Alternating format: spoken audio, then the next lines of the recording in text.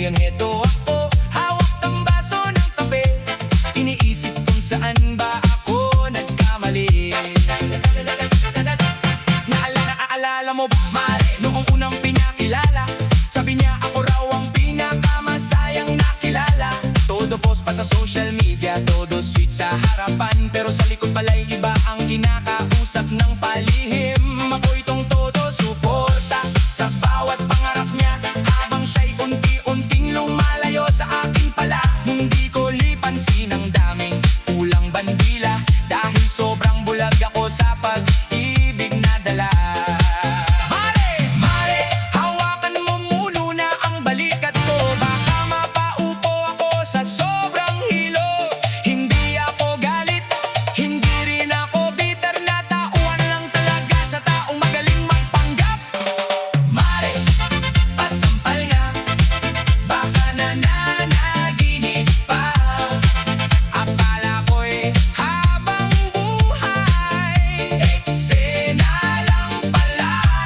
Isang malabas na sampal ng katotohanan, para matauhan sa maling pinanghawakan. Mare, pasampal nga, pero sabayan mo ng tawa. Ayokong umiyak habang maganda pa ang umaga. Kung hindi ako ang pinili, ayos lang naman, hindi sukatan ng halaga ang taong nang iwan. Tineksto pa noon kung kumain na ba siya, ako ba ang nag-aalala? Ahit pagod na pagod, nag-ipon pa ako para may pang-date kami, habang siya naman pala'y may ibang inuuwi. Nakakatawa isipin kung gaano ako kabait, na halos ibigay ko na ang lahat kahit kapalit. Pero sabi nga nila hindi lahat ng mabuti ay siya rin pinipili sa dulo ng gabi. Mare, salamat at hindi mo ako iniwan. Ikaw ang unang dumating nang ako'y nasaktan. Hindi mo ako hinusgahan ka, paulit-ulit ang kwento, hanggang sa matawa na lang tayo sa lahat ng ito. Isang milk tea, isang fries, isang mahabang usapan, unti-unting gumaan ang aking nararamdaman.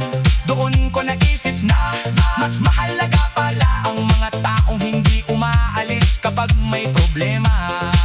Hindi lahat ng pagtatapos ay kabiguan, minsan ito ang simula ng bagong daan. Kapag may umalis, may darating ding iba, mas totoo, mas tapat, mas papat, mas marunong magmahal talaga.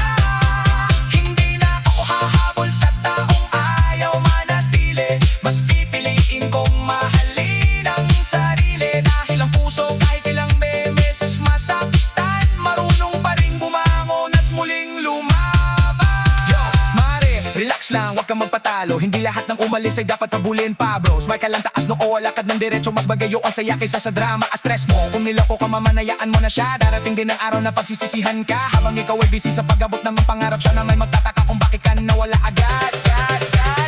Mare, pasampal nga, pero wag sobra ang lakas.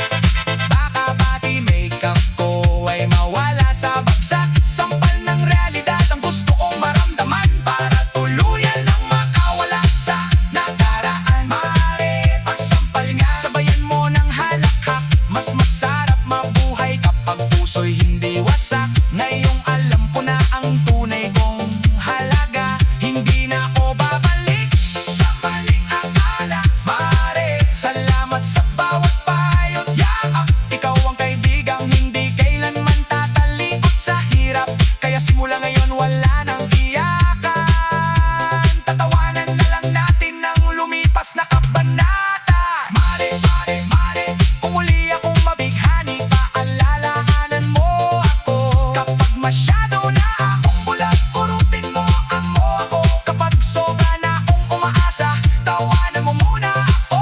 At kapag nakita mong muli akong naliligaw, Mare, pasampal nga, pero pagkatapos nun, yayain mo akong sumayaw. Dahil ang buhay ay mas masarap kapag may kaibigang totoo, at ang bawat luha ay nauuwi rin sa masayang kwento.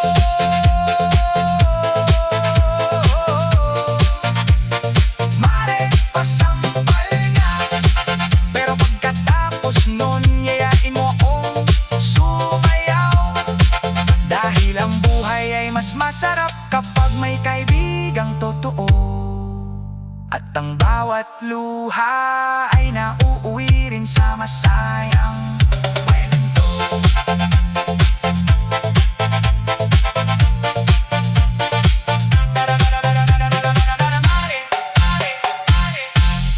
Pasampal nga.